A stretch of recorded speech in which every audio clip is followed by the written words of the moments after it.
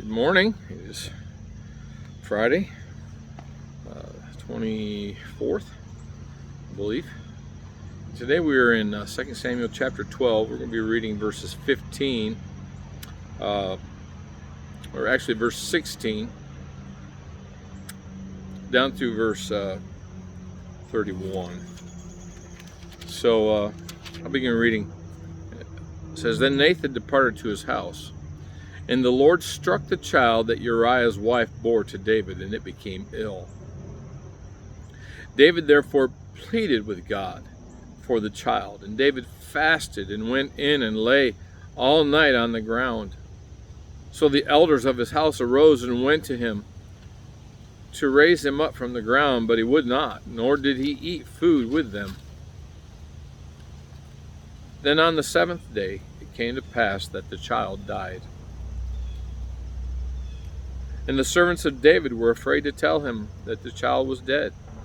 For they said, Indeed, while the child was alive, we spoke to him, and he would not heed our voice. How can we tell him that the child is dead? He may do some harm.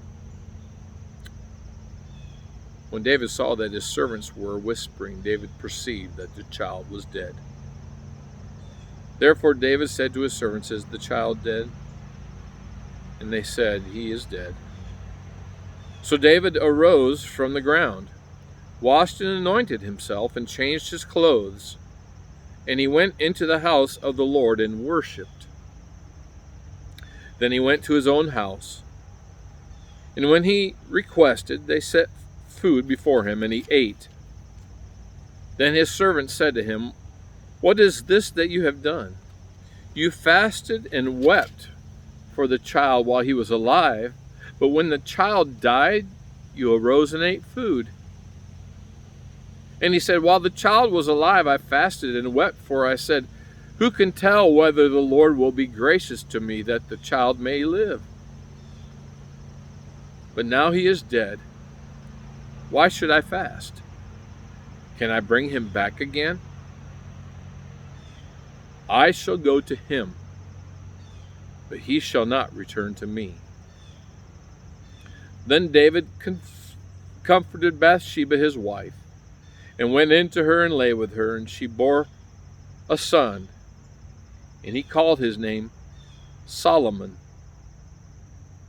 Now the Lord loved him, and he sent word by the hand of Nathan the prophet. So he called his name Jedediah, because of the Lord. Now Joab fought against Rabbah of the people of Ammon, and took the royal city.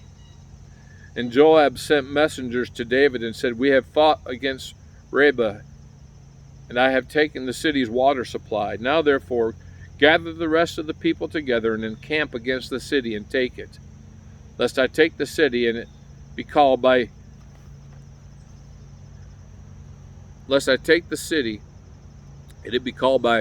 after my name. So David gathered all the people together and went to Rabbah, fought against it, and took it. Then he took their king's crown from his head.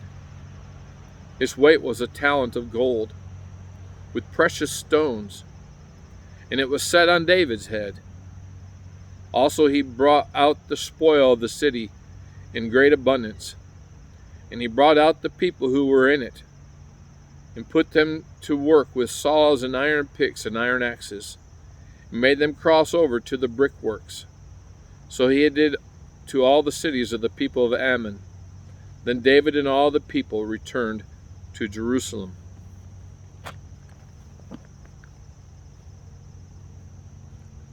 Several things going on in this passage, right? David, the little boy that was Bathsheba's son, God said because of the sin that the child would die. The child becomes sick, and David pleads with God. He fasts and he prays, and for a week he does this, but the child dies. And David gets up and he washes his face and he changes his clothes and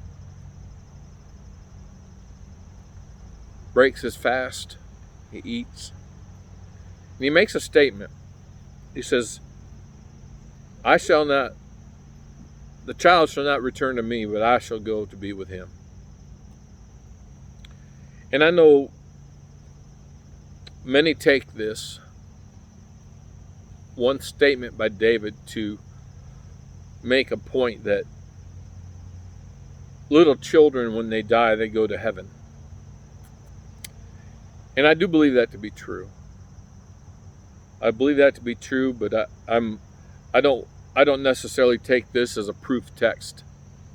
I think it's one text that you can use, but I don't know that it's necessarily saying that the child is going to be with God. So David says, I'm going to be with God.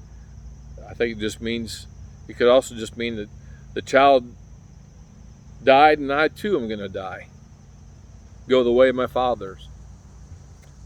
I think there are plenty of other valid reasons to understand that children who die at an early age, before an age of understanding, or some would say age of accountability, that those children go to heaven.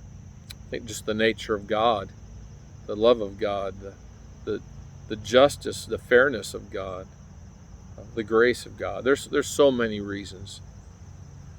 But I just wanted to point out that is one verse that people will use to point out that little children, when they die, they go to be with God. And I think that's a right understanding. But then it's an interesting thing that happens, right? He consoles Bathsheba, goes in, and they have another child. Solomon is born, and says that the Lord loved him.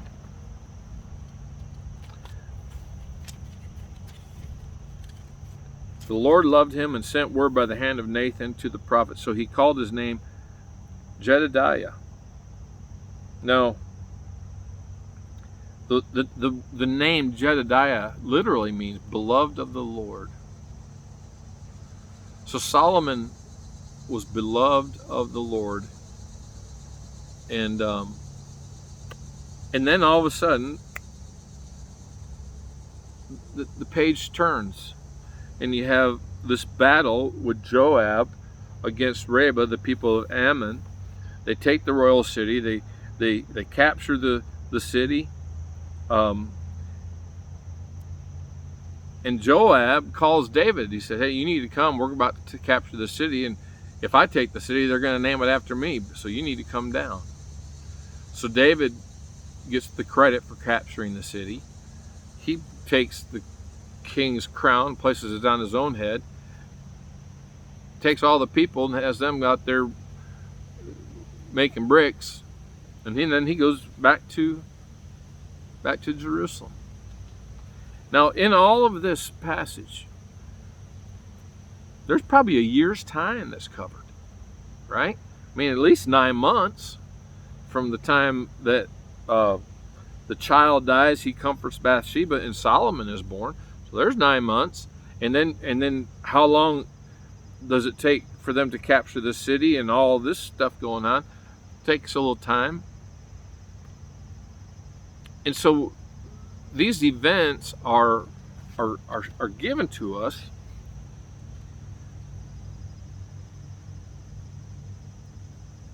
what is the lesson? Well, we see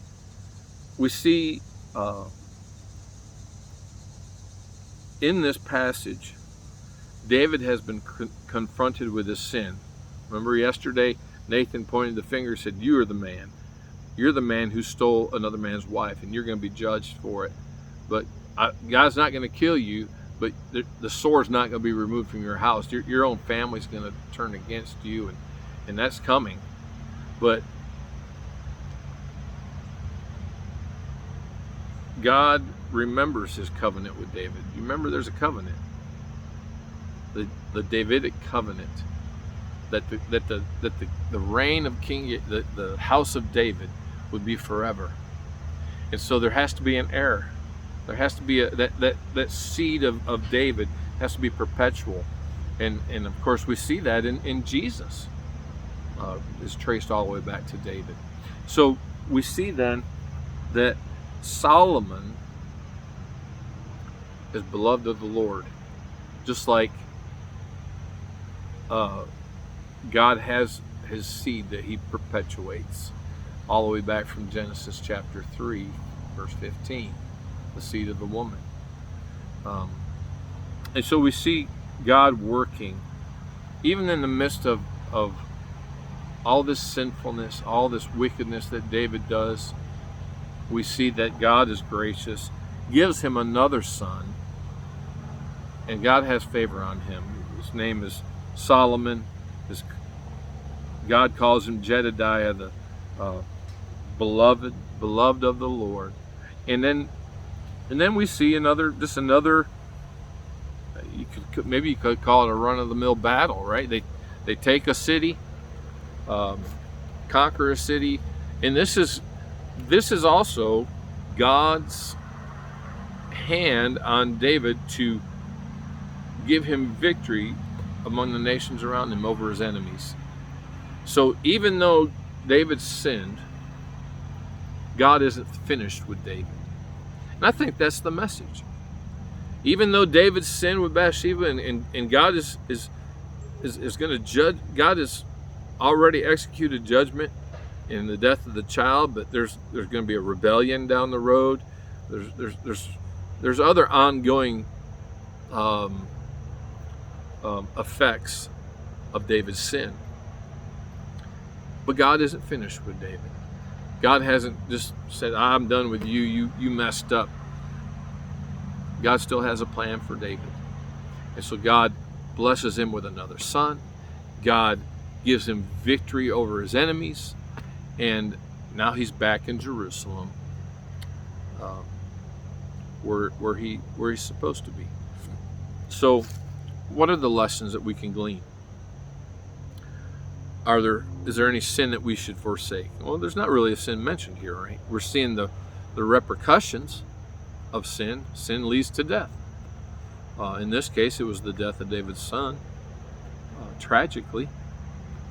But I believe even in that, God was gracious. Gave him another son.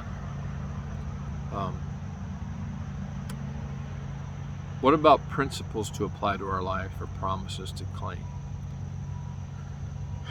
Well, there's the principle of restoration. 1 John 1:9 is a verse I'm very grateful for. It says, if we confess our sins, he is faithful and just to forgive us of our sins and cleanse us from all unrighteousness. It literally wipe the slate clean. And although David messed up, and although there are consequences for everything we do, God did not hold his sin against him. God removed his sin. God covered his sin. God atoned for his sin. The consequences are still there. Someone can commit sexual immorality and get a terrible disease. Well, the disease doesn't go away, but the sin can be forgiven. Just an example.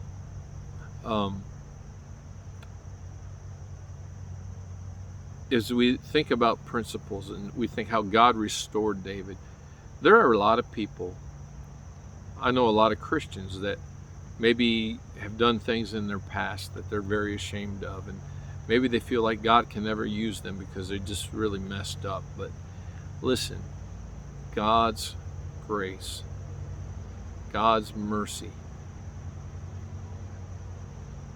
Remember the Apostle Paul, who stood by and guarded the coats of those who stoned the martyr Stephen to death. He was cheering them on as they stoned that righteous man to death. And the Apostle Paul, throughout his ministry, said, I'm the chief of sinners. Yet God has been gracious to me. If God can use David, if God can use a man like the Apostle Paul, he can use you. He can forgive you. He can use you. What a wonderful principle. And we see the example here of David. You know, he messed up, but God still uses him. And thank God for that. You don't have to be a perfect person for God to use you. You just have to be an available person for God to use you.